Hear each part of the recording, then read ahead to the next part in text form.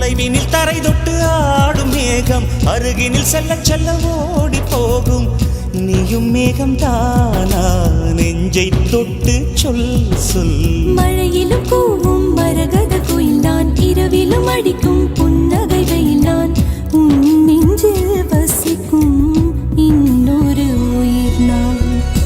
வெள்ளி மலரே வெள்ளி மலரே, நேற்று வரை நீ நெடுவனம் கண்டாய், ஒற்றை காலில் உயரத்தில் நின்றாய். மஞ்சள் மாலை மழையில் நனைந்தாய், சித்திரை மாதம் வெயிலும் சுமந்தாய். இத்தனை தவங்கள் ஏன் தான் செய்தாயோ?